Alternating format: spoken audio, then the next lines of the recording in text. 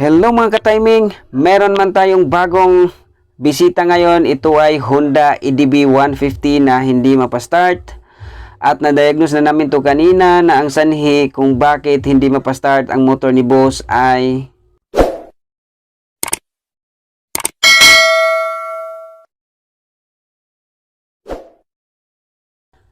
CKP sensor. First thing first ay lagyan natin ng ECS connector ang kanyang DLC para ito ay silbing guide natin sa pag-troubleshoot sa mga fuel injected ni Honda scooters. Okay? So ito yung silbing mag-read out sa mga trouble code na na-stored sa ating ECU kung sakaling ay related sa mga sensors. Napaka-importante na meron tayong ganitong ori na special connector. Kung wala kayo, paper clip lang at ipasok nyo sa left side na up and down na socket. At i-on natin yung ignition knob. Ayan. At i-observe natin yung blink na makikita natin. Kapag makikita kayo ng long blink, it means 10 ang counting. At short blinks, it's 1 count. Ayan. 10, 20, 30, 40, 50, 1, 2. So, ang trouble code na na-stored sa ating ECU ay 52. So, ano ba yung 52?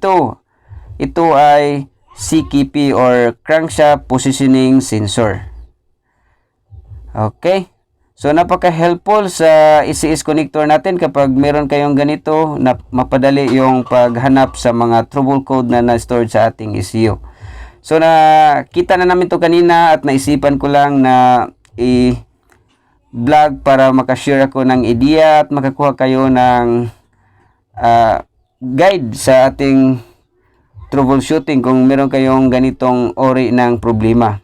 So, hanapin lang kung makakita kayo ng ganitong code na 52 ang code na napalabas sa ating malfunction indicator, ay hanapin ang socket na papuntang stator coil, dahil doon yung CKP sensor natin nakalagay sa kanyang stator coil. Okay, so ito ay pinutol, I think pinutol to ng daga dahil sabi ng may-ari ay na standby to ng long weekend. Ayan, merong mga indicator na may mga daga dahil merong plastics, mga waste materials na dinala sa daga. At may nakita pa ako dito sa kanyang idle sensor na kinagat din ang kanyang wire but hindi naputol. Kaya nga hindi nagbibigay ng code dahil walang putol ang kanyang idle sensor.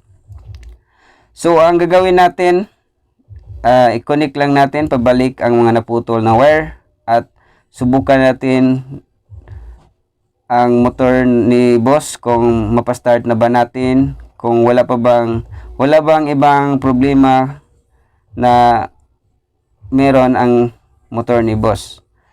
So sa CKP sensor lang yung nakikita natin na mga putol na wire, and I hope na wala nang ibang problema sa motor ni boss.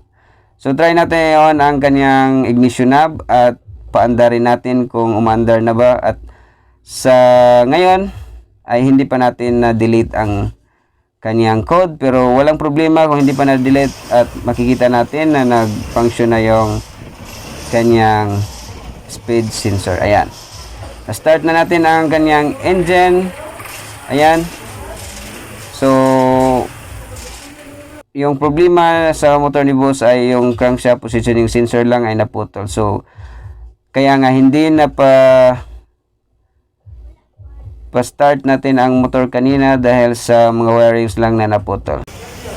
So hanggang dito lang tayo mga ka-timing, at salamat sa palaging pagsuporta sa ating channel at palaging panonood, at ingat sa pag-DIY. Okay?